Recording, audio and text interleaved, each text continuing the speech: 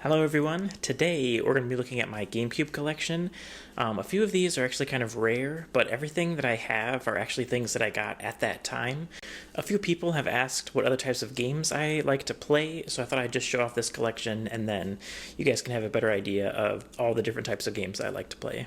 And we'll be going through them in alphabetical order. So the first game I have is, of course, Animal Crossing, and it's complete in box. I have everything that came in the original release. Ever since I played Harvest Moon 64, I was always really interested in this type of game that's like not so focused on violence and finds other ways to make the game fun. So like I'd heard about Animal Forest before it came out, thank you Nintendo Power. And then so when this game came out originally, I had to get it and I freaking loved it. Number 2, we have Beach Spikers. And I actually bought this game because I really wanted to play Dead or Alive Extreme Beach Volleyball. But then later when I played Extreme Beach Volleyball, I realized that this game is actually better. The third game in my collection is Final Fantasy Crystal Chronicles. This is the first game that I have that I don't really like. As I've said in my other videos, I'm a huge Nintendo fanboy, so I really wanted to play, the game where it was Final Fantasy coming back to Nintendo. But the other thing you should know about me is I don't really like action RPGs, so yeah, me and this game, we didn't really click very well.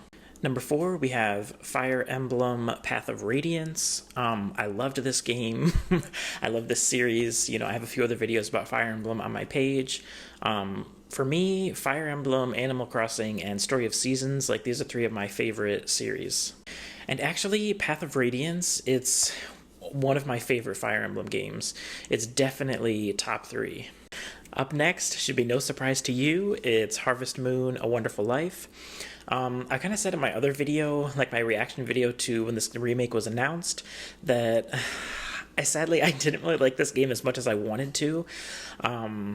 Yeah, it's really hard and some things a little bit too realistic.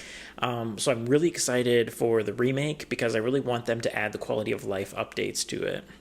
The next one, also no surprise, it's Harvest Moon Magical Melody. This was actually the Harvest Moon game that I preferred on the GameCube. I played this game a lot.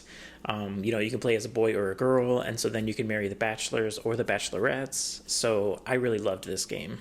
Up next is a game that's probably going to surprise you, and it's actually the game that I bought first when I bought my GameCube. I bought this game with it. It's Lost Kingdoms. This game, I guess technically it's an action RPG, but I still had a lot of fun with it.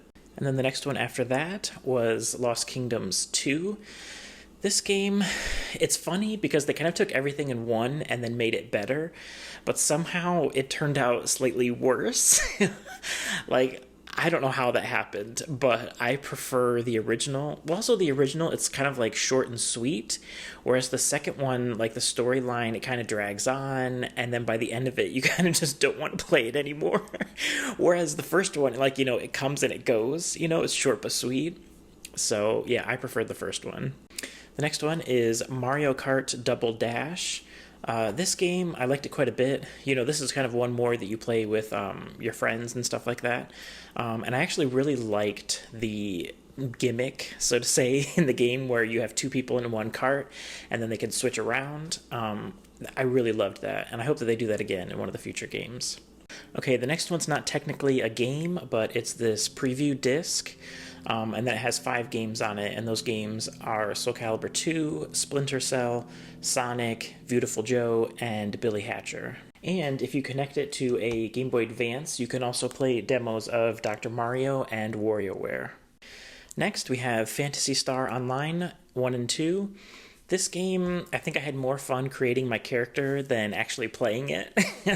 I remember playing the beginning of this game so many times, but then I'd get maybe a fifth of the way through the game, and then I'd just start over again. Okay, these next 3, I'm just going to introduce them together. It's Resident Evil 0, then I have Resident Evil the Remake, and I have Resident Evil 4. These 3 games, I like them. And I liked Resident Evil when it was more horror focused and when it was more zombie focused. I'm not really so interested in the new games where they've kind of shifted away from what they originally were. Next up, we have Super Smash Bros. M. I'm not going to say the last word because I know no matter what I say, there's going to be people who jump in the comments and being like, that's not how you say it. So from now on, anything that I don't know how to pronounce, I'm just going to breeze over it. But talking about Super Smash Brothers, actually, I don't even know why I have so many games in this series because like I hardly ever play them.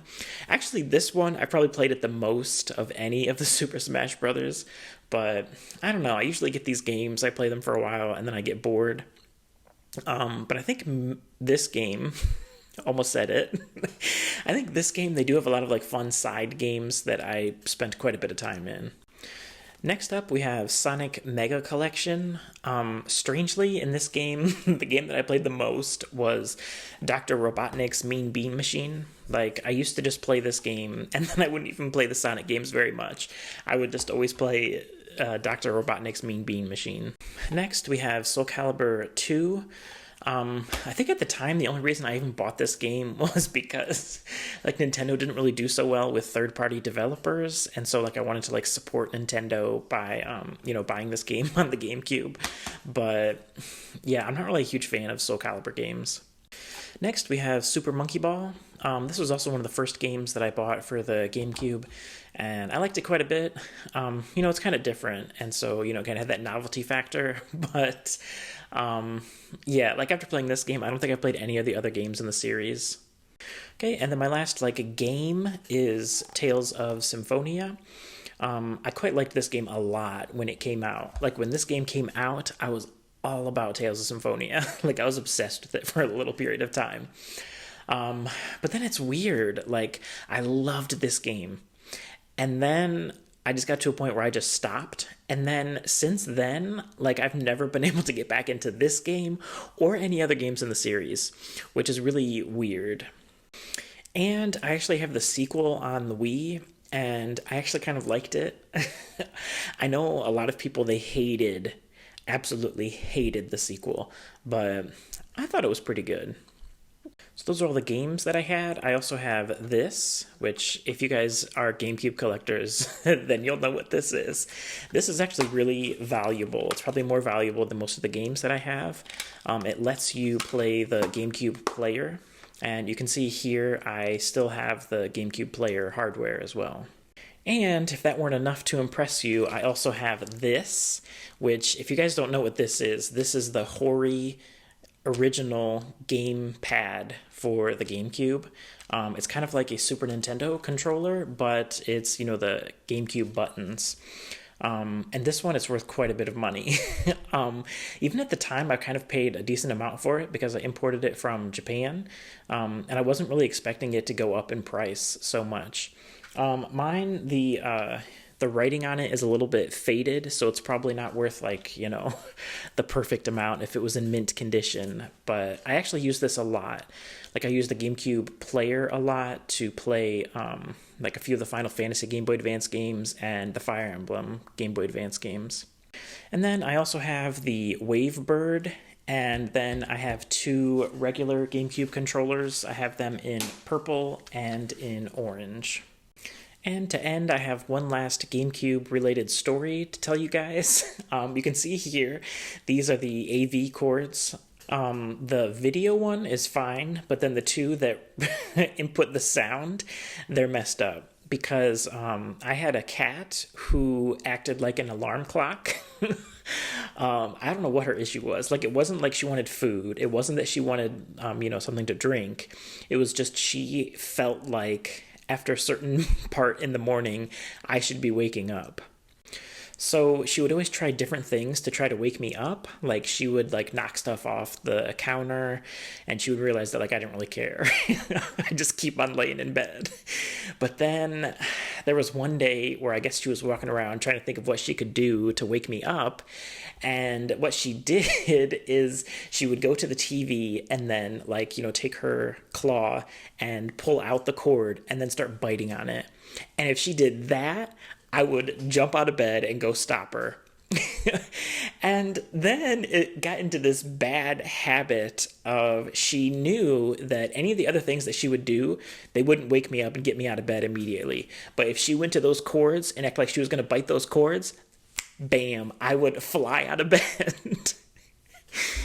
I loved her, but she would drive me crazy sometimes. Congratulations on making it this far in the video. I bet most of you will not. If you made it this far, thank you, and make sure you like, subscribe, and I'll see you guys next time.